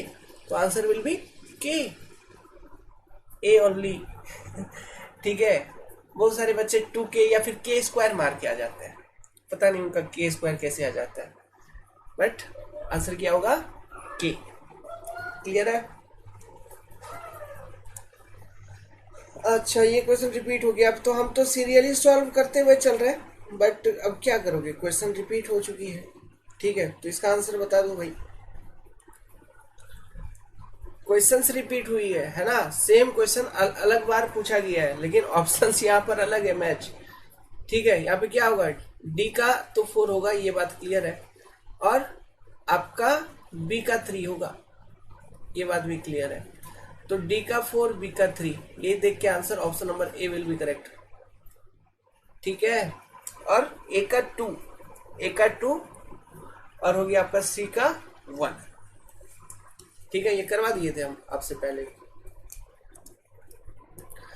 ये देखिए सेंटेंस पढ़िए, इस तरह का भी क्वेश्चंस आता है बाबू लोग, है ना, ये असर्शन रीजनिंग का क्वेश्चंस आता है इस तरह से। यहाँ पे इसमें ना 4 ऑप्शंस रहते हैं, 4 ऑप्शंस कुछ यूं रहते हैं, जैसे पहला वाला ऑप्शंस जो रहता है ए, वो ये रहता है कि असर्शन जो है वो करेक्ट है एंड रीजन जो है इस असर्शन का करेक्ट एक्सप्लेनेशन है, ये होता है ऑप्शन ए में।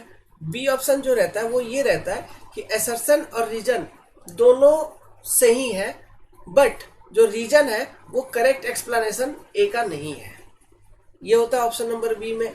ऑप्शन नंबर सी में होता है कि असर्शन करेक्ट है, ए करेक्ट है, बट बी रीजन रॉन्ग है। डी में होता है कि असर्शन रॉन्ग है, रीजन करेक्ट है, ऐसा। समझ गए, ये 4 तरह का ऑप्शंस रहता है। इस तरह के क्वेश्चंस को कहते हैं असर्शन रीजनिंग क्वेश्चन, और इस तरह के क्वेश्चंस भी इंजीनियरिंग सर्विस में काफी आते हैं। और इन्हीं क्वेश्चंस में जो स्टेटमेंट होते हैं ना, उनको डायरेक्टली एग्जामिनेशंस में कॉपी किया जाता है, जो भी स्टेट AJE का एग्जामिनेशंस होता है वहां पे कॉपी कर लिया जाता है। समझ में आ रही है बात आपको, मैं जो बोल रहा हूँ, है ना। तो इसलिए असर्शन रीजनिंग टाइप के क्वेश्चंस को भी करना काफी जरूरी है, ठीक है। तो स्टेटमेंट पढ़िए, यहाँ पे क्या लिखा हुआ है, पहला वाला क्वेश्चन, पहला वाला स्टेटमेंट, असर्शन को पढ़िए। लिखा है bending movement may be defined as the algebraic sum of the movement of all forces on either side of the section। बिल्कुल जैसे ये कोई बीम है, इस पर डिफरेंट कुछ भी लोडिंग हो सकता है, इधर पॉइंट लोड है, इधर यूडीएल है, इधर और भी कुछ है, इधर भी एक पॉइंट लोड है, इधर भी यूडीएल है, ऐसा कोई बीम है यार, सिंपली सपोर्टेड बीम मान लो, है ना। अभी आपको निकालनी है बेंडिंग मोमेंट एक सेक्शन पे, मान लो ये एक्स एक सेक्शन में दिखा दिया आपको, यहाँ पे बेंडिंग मोमेंट निकालनी है। आप या फिर लेफ्ट से पहुंचो या फिर राइट से पहुंचो, जिधर से भी पहुंचोगे इस एक्स एक सेक्शन पे बेंडिंग मोमेंट एक ही मिलेगा। तो वही चीज बोल रहा है, bending moment may be defined as the algebraic sum of moment of all forces. मतलब अगर लेफ्ट से पहुंचोगे तो इस वाले फोर्स का यहाँ पे जो सपोर्ट रिएक्शन होगा उसका, सबके कारण जो मोमेंट है यहाँ पे एक्स एक्स सेक्शन पे, वो उसका अलजेब्रिक सम ही तो होता है। उसी तरह से मान लीजिए अगर राइट से आप पहुंचोगे तो इस वाले फोर्स का, ये लोड का, ये यूडीएल का, ये पॉइंट लोड का, सबके कारण जो मोमेंट एक्स एक्स सेक्शन पे देखने को मिलेगा उसी का अलजेब्रिक सम ही तो होता है बेंडिंग मोमेंट। तो वो दोनों इक्वल होते हैं, ठीक है। तो वही चीज यहाँ पे लिखा है, bending moment may be defined as the algebraic sum of the moment of all forces on either side of the section. इस कॉन्सेप्ट को यूज करके मैंने ऑब्जेक्टिव क्वेश्चंस भी आपको अलग अलग तरह के सॉल्व करवाए थे। जब गेट वाले क्वेश्चंस मैंने सॉल्व करवाया था वहां पे इस कॉन्सेप्ट का यूज किया था कि इस सेक्शन पे चाहे आप लेफ्ट टू राइट में इक्वेशंस को लिख के पहुंचे या राइट टू लेफ्ट इक्वेशन को लिख के पहुंचे, ये दोनों के कारण ये चीजें होती है इक्वल। और यहाँ से बहुत अलग अलग तरह के क्वेश्चन सॉल्व किए थे हमने, याद करो, है ना। तो ये पहला स्टेटमेंट। दूसरा स्टेटमेंट क्या है, reason, the rate of change of bending moment is equal to shear force at the section. मतलब डीएम बटा DX is equal to shear force at a section. Very good, ये भी सही है, असर्शन भी सही है। वो बेंडिंग मोमेंट का डेफिनेशन का बात कर रहा है, ये बेंडिंग मोमेंट का डेफिनेशन का बात किया, फिर ये बेंडिंग मोमेंट का एक प्रॉपर्टीज का बात किया। तो मुझे ये बताओ, ये जो असर्शन दिया है, ठीक है, असर्शन दिया है, ये तो सही है अपने आप में, रीजन भी अपने आप में सही है। लेकिन ये बताओ क्या वो असर्शन को ये रीजन जस्टिफाई कर रहा है क्या? ऐसा तो कुछ नहीं है कि वो जस्टिफाई कर रहे हैं। ये दोनों अलग अलग बातें और दोनों सही बातें हैं, है ना। उस असर्शन से इसका कोई लिंकअप ही नहीं है। तो यहाँ पे इस केस में जो आंसर होगा वो होगा assertion is correct, reason is correct and reason is not correct explanation of assertion. इस तरह का जो ऑप्शन होता है वो ऑप्शन नंबर बी में होता है। तो बी विल बी करेक्ट, समझिए क्या। तो इस तरह के भी क्वेश्चंस आपको सॉल्व करने होंगे और इस तरह के क्वेश्चंस को सॉल्व करने में काफी दिमाग लगता है, सोचना पड़ता है ना। चलो ये वाला क्वेश्चन पढ़ो, बड़ा इंटरेस्टिंग है, कंफ्यूज कर देगा, दिमाग झनकोर के रख देगा। इसका आंसर करिए, पॉज करो वीडियो को और पढ़ो, सोचो क्वेश्चन क्या है। देखो, विच one of the following statement is not correct, आपको बतानी इनमें से कौन सा स्टेटमेंट सही नहीं है। पहला, a bending moment diagram can have a change in slope only under transverse load. Slope of bending moment diagram क्या होता है, dm by dx is equal to shear force. ये शियर फोर्स क्या है, transverse force, transverse force. So अगर bending moment diagram का slope में अगर बदलाव होना है तो वो ट्रांसवर्स फोर्स के कारण ही होगा। अगर ट्रांसवर्स फोर्स नहीं है मेंबर के ऊपर तो बेंडिंग मोमेंट डायग्राम भी नहीं है, बेंडिंग मोमेंट ही नहीं है। ट्रांसवर्स फोर्स होना चाहिए मेंबर पे, तभी आपका बेंडिंग मोमेंट आपको वहां पे देखने को मिलेगा और उसमें स्लोप का वेरिएशंस भी देखने को मिलेगा। बात साफ है। Next, bending moment is maximum where shear force is 0। ये वाला अपना जो दूसरा इक्वेशन है, ठीक है, bending moment is maximum where shear force is 0। तो हम सॉल्व करते हैं ना, dm by dx for maximum bending moment location equal to 0। तो dm by dx equal to 0 कहने का मतलब क्या हो गया, शियर फोर्स इज 0। तो ये स्टेटमेंट भी कहीं ना कहीं सही है दोनों। तीसरा, a non linear bending moment diagram is possible only in distributed load region. देखिए, नॉन लीनियर मतलब कर्व। तो कर्व टाइप का बेंडिंग मोमेंट डायग्राम कब बनता है, जैसा कि पैराबोलिक बनता है, जैसा क्यूबिक पैराबोला बनता है। कब बनता है, जब डिस्ट्रीब्यूटेड लोड होता है। अब ये डिस्ट्रीब्यूटेड लोड चाहे आपका यूडीएल हो, यूनिफॉर्मली डिस्ट्रीब्यूटेड लोड, या यूवीएल यूनिफॉर्मली वेरिंग लोड हो, दोनों ही केस में, या उससे भी और कोई हायर डिग्री लोड हो, तभी आपका नॉन लीनियर बनेगा। नहीं तो जैसे पॉइंट लोड होता है तो बेंडिंग मोमेंट डायग्राम का पैटर्न क्या होता है, ट्रायंगुलर। तो ये लीनियर होता है, है ना, 1 डिग्री होता है। तो डिस्ट्रीब्यूटेड लोड के केस में ही non linear bending moment diagram बनेगा। तो ये स्टेटमेंट भी सही है। तो ये तीनों स्टेटमेंट सही हो गए, मतलब चौथा तो गलत होना ही चाहिए। तो गलत होना चाहिए, लेकिन ये क्यों गलत होना चाहिए, अब ये स्टेटमेंट का मतलब क्या है इसे समझिए। इसको आप, मैं मिटा नहीं रहा हूँ, इसको साइड में लिख लीजिएगा, तो इसी पे रहने दे रहा हूँ क्योंकि ये पीडीएफ आपको जनरेट होकर मिल जाएगी। देखिए ये जो स्टेटमेंट कह रहा है, at every support of A continuous beam, मान लो एक कंटिन्यूअस बीम है, ऐसा ऐसा ऐसा ऐसा, ठीक है, यहाँ पे तो ये स्पैन L1, ये L2 स्पैन, ये L3 स्पैन, ये L4 स्पैन, ये डिफरेंट अलग अलग सपोर्ट है, इंटरमीडिएट सपोर्ट्स है ना। At every support of continuous beam, every support क्या बोल रहा है, at every support of continuous beam, बात है every, the maximum values of negative bending movement in the span are exercised. ये कंटिन्यूअस बीम का सभी सपोर्ट्स पर ही हमेशा मैक्सिमम नेगेटिव बेंडिंग मूवमेंट होता है एक कंटिन्यूअस बीम में, ऐसा कह रहा है। तो ये कंटिन्यूअस बीम है, तो यहाँ पर ये एंड सपोर्ट भी है, जैसे कि यहाँ पे एंड सपोर्ट सिंपल भी हो सकता है या फिर फिक्स कर दो, ये भी हो सकता है। तो अगर सिंपल होगा तो यहाँ तो बेंडिंग मूवमेंट जीरो होगी ना, ये बात तो क्लियर है, यहाँ पे नेगेटिव बेंडिंग मूवमेंट होगा ही नहीं एंड पे। और फिक्स है तो चलिए यहाँ पे इस केस में मान लेते हैं कि नेगेटिव बेंडिंग मूवमेंट होगा, लेकिन अगर सिंपल है तो अब तो जीरो होगा। तब ये स्टेटमेंट कहाँ वैलिड हुआ कि एट एवरी सपोर्ट, ऐसा तो वैलिड नहीं हो रहा है। हाँ, भले ही ये इंटरमीडिएट सपोर्ट पे यहाँ पे जनरली नेगेटिव बेंडिंग मूवमेंट देखने को मिलेगा, क्योंकि बेंडिंग मूवमेंट डायग्राम रफली कैसा होता है, ऐसा ऐसा ऐसा चलते रहता है, ऐसा मतलब पॉजिटिव स्पैन पे पॉजिटिव और सपोर्ट्स पे नेगेटिव, तो वो इंटरमीडिएट सपोर्ट्स पे नेगेटिव आपको बेंडिंग मूवमेंट देखने को मिलेगा। लेकिन एट एवरी सपोर्ट ये कोई जरूरी तो नहीं है, क्या ये जरूरी है, ये जरूरी नहीं है ना, ठीक है। प्लस मान लो ये डिपेंड करेगा आपका उल्टा लोडिंग कंडीशंस के ऊपर ही, सपोर्ट कंडीशंस के ऊपर तो डिपेंड करेगा कि सपोर्ट कैसा है ना, जैसे एंड सपोर्ट कैसे है उसके ऊपर डिपेंड करेगा, प्लस लोडिंग कंडीशंस के ऊपर डिपेंड करेगा।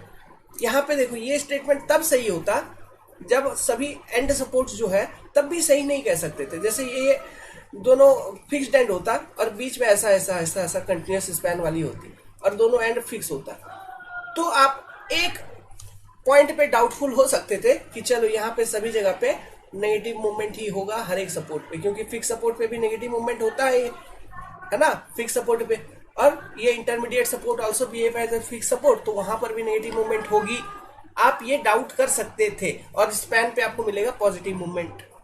बट लेकिन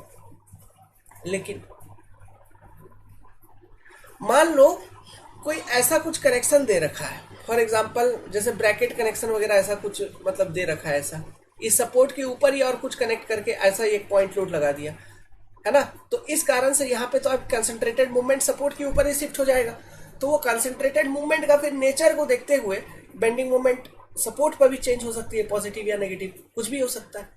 तो ये लोड के ऊपर भी डिपेंड करेगा कि मेंबर के ऊपर लोडिंग कैसा है।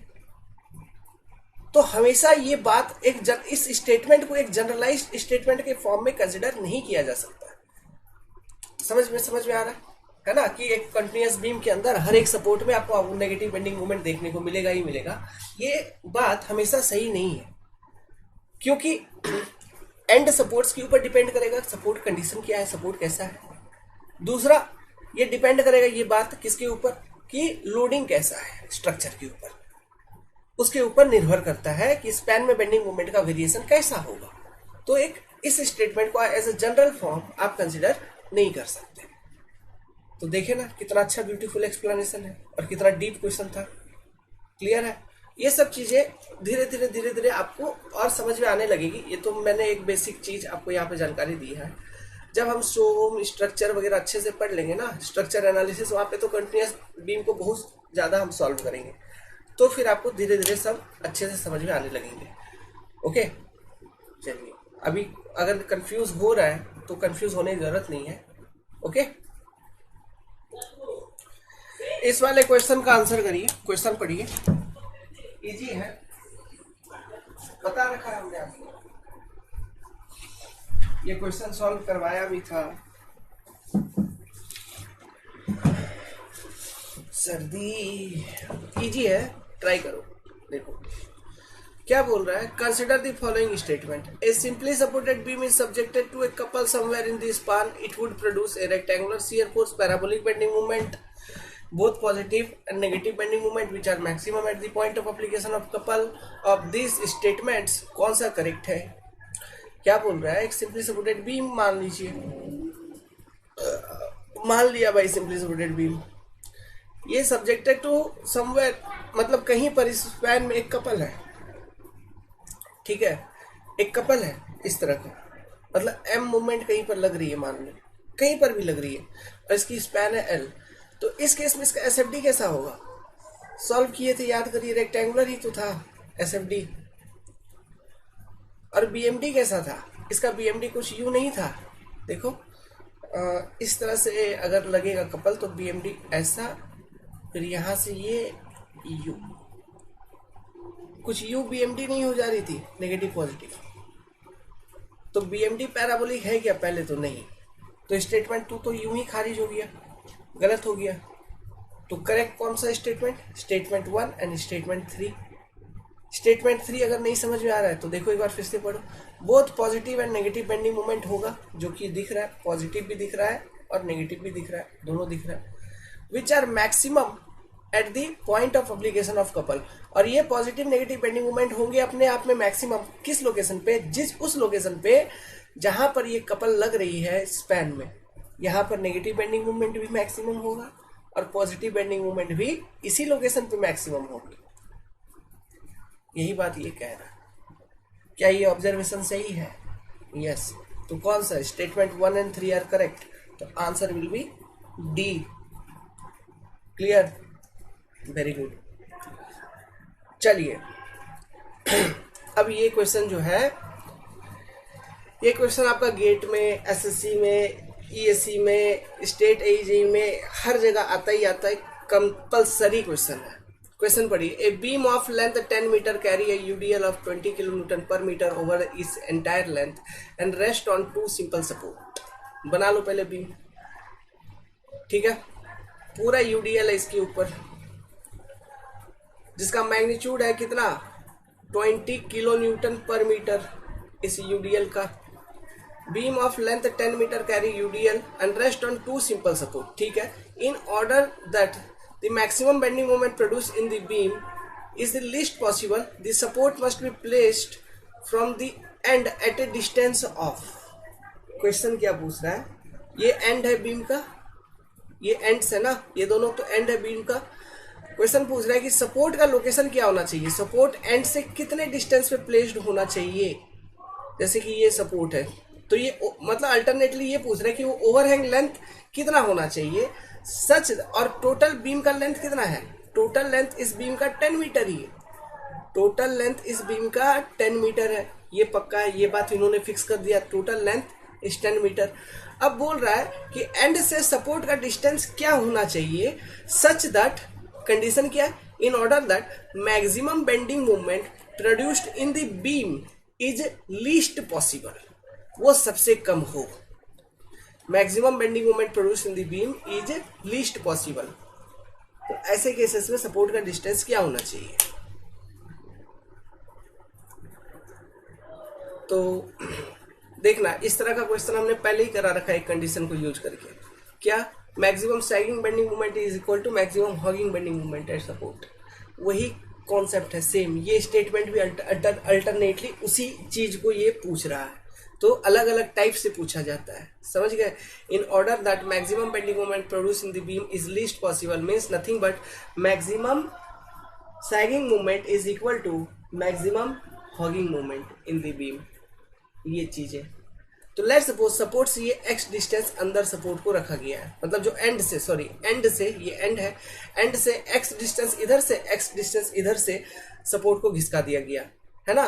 और ये कंडीशन, अब ये जो x डिस्टेंस घिसका दिया गया, इस कंडीशन पे हम एज्यूम करते हैं कि ये जो स्टेटमेंट लिखा गया है ये स्टेटमेंट सेटिस्फाई करेगा, और उसके करस्पॉन्डिंग हम x का वैल्यू निकाल लेंगे। तो ये स्पैन क्या हो जाएगा? L span 10 - 2x metre, simple है। ये अंदरूनी स्पैन तो इतना ही होगा ना, 10 - 2x मीटर। तो यहाँ पे लीस्ट कंडीशन पूछ रहा है, तो for least bending moment in beam, least bending moment in beam, beam कहने का क्या मतलब है, least bending moment in beam. Beam कहने का मतलब ये दो सपोर्ट के बीच का, ए ये सपोर्ट हो गया ए मान लो, ये बी हो गया, तो ये ए बी स्पैन में बेंडिंग मोमेंट कम होना चाहिए। तो इसके लिए हम क्या लिख सकते हैं, जो कंडीशन है, hugging bending moment at support, hugging bending moment at support is equal to sagging bending moment in beam, sagging bending moment in beam। अब ये कितना होगा, hugging bending moment at support.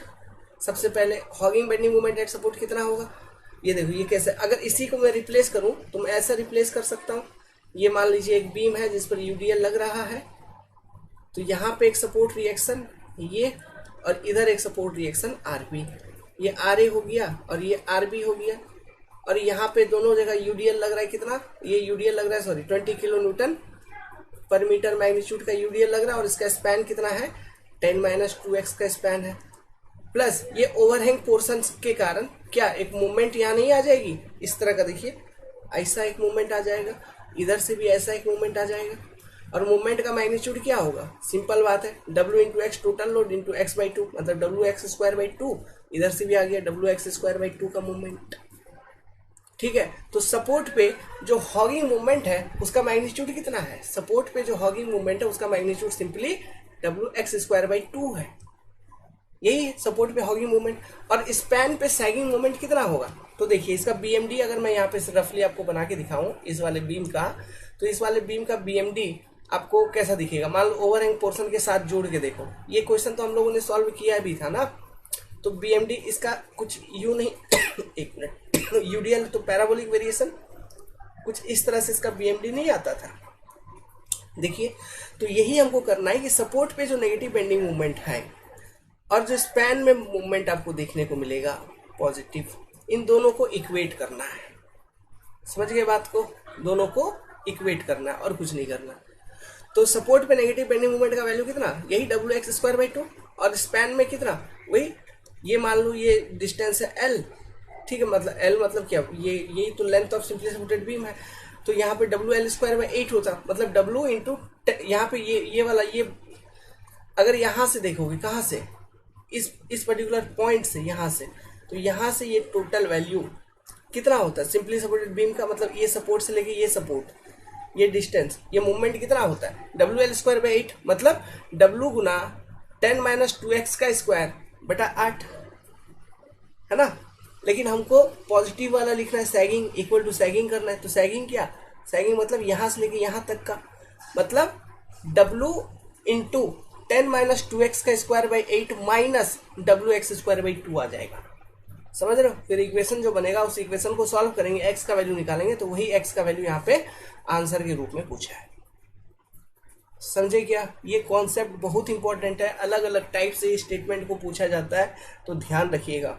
Okay, ये सेकंड वाला question आ गया इस statement based. तो चलिए सॉल्व करते हैं, सिंप्लीफाई करते हैं। तो लिखते हैं इसी कंडीशन को, इक्वेशन लिखते हैं, इस वाले कंडीशन का इक्वेशन लिखेंगे। एक मिनट, किधर गया डायग्राम, मतलब ये जो कंडीशन हमने लिखा है इसी को इक्वेशन के फॉर्म में यहाँ पे लिखा जाए, तो WX²/2 equal to W 10-2x का स्क्वायर/8 माइनस WX²/2, सिंपल यही हो जाएगा, मतलब 20x²/2 इक्वल टू 20 10-2x का स्क्वायर/8 माइनस 20 इंटू x²/2, तो दोनों को इधर लेते आओ, 2 इंटू 20 हो जाएगा ना, मतलब सिंपली इधर रहेगा क्या 20x² 20x² equal to what 20 10-2x का स्क्वायर/8। सिंप्लीफाई करिए, ये एक क्वाड्रेटिक इक्वेशन बनेगा यहाँ पे जब हम सिंप्लीफाई करेंगे। ओके, अच्छा इधर से भी दोनों बगल से 20 खत्म हो जाएगा, देखो ये 20 इधर से खत्म हो गया, तो बचा क्या x² इक्वल टू 10 माइनस इतना, है ना। तो इसको यहाँ से सिंप्लीफाई करेंगे तो x का जो वैल्यू है ये वैल्यू मेरे को मिल जाएगा 2.07 मीटर। मतलब जो एंड है, फ्री एंड, ठीक है, फ्री एंड जो है वहां से 2.07 मीटर अंदर आपका सपोर्ट होना चाहिए। समझ में आया? कितना अंदर होना चाहिए? 2.07 मीटर अंदर। या फिर इसका अगर शॉर्टकट मैं आपको बताऊं तो एक क्वेश्चन हम लोगों ने सॉल्व किया था, एक मिनट रुक जाओ, ये वाला याद करिए। तो यहाँ से हमने एक फॉर्मूला निकाला था ना, ये क्वेश्चन से देखो, ये फॉर्मूला निकाला था। L1 का वैल्यू पूछ रहा था, जैसे यहाँ पे x हमने एज्यूम किया क्वेश्चन में, तो वहाँ पे L1 था यहाँ पे, तो L1 इक्वल टू क्या आया था? L मतलब क्या है? ये दो सपोर्ट के बीच का डिस्टेंस L बाई 2√2। तो हमारे केस में L क्या था? 10 minus 2x by 2√2 equal to x। Simply ये भी करते तो x का वैल्यू आ जाता, अपने को यहाँ से भी सिंप्लीफाई करें तो सेम 2.07 आ जाएगा, है ना। तो ये है शॉर्टकट मेथड। तो फॉर्मूला याद कर लो शॉर्टकट कि ये जो कंडीशन है, मतलब sagging bending moment equal to hogging, या फिर maximum bending moment is equal to least possible. तो ये इस तरह से अगर स्टेटमेंट लिखे और दोनों मतलब एक यूडीएल लोडिंग, मतलब एक कंटिन्यूस बीम है जिसपे यूडीएल लग रहा है और सपोर्ट का डिस्टेंस पूछ रहा है आपसे, है ना। तो ऐसे केसेस में तो x का जो वैल्यू है will be equal to L by 2√2। अब ये L क्या है आप समझ जाओ, ये सपोर्ट डिस्टेंस, ये सपोर्ट हो गया, पूरे पे यूडीएल लग रहा है, this is your x, this is also x, this is your L, ठीक है। तो आपको कैलकुलेट करनी है चीज़ों बाई यूजिंग दिस फॉर्मूला। अब ये कंडीशन किसके लिए है? Maximum bending movement is least possible, जैसा इस वाले स्टेटमेंट में दिया था, इस वाले क्वेश्चन में दिया था कि maximum bending movement is least possible. तो इसका कंडीशन क्या बनता है? नेगेटिव बेंडिंग मूवमेंट जो सपोर्ट पे है equal to positive bending movement जो स्पैन में मिलेगा। बस ये चीज आपको ध्यान रखनी है इतनी, ये क्वेश्चंस हमेशा आएंगे एग्जाम में, सॉल्व हो जाएंगे। अब कभी कभी ना क्वेश्चन में ये परसेंटेज ओवरहैंग कितना ये भी पूछ लेंगे। परसेंटेज ओवरहैंग मतलब ये जो 2.07 मीटर आए तो ओवरहैंग लेंथ आया, तो परसेंटेज में कितना है ये बताओ। समझ में आ रहा है? तो एक साइड पे अगर पूछ रहा है तो ये 2.07 बाई 10 अगर निकालोगे कितना आएगा? रफली 20.07%। ऐसा भी क्वेश्चन पूछा जा सकता है, क्वेश्चन को अलग अलग फॉर्मेट में मॉडिफाई किया जा सकता है, ठीक है। तो हमें क्वेश्चन के लैंग्वेज को पढ़ के उसको आंसर करनी है, लेकिन ये वाला जो फॉर्मेट है ना, ये हमेशा पूछा जाता है।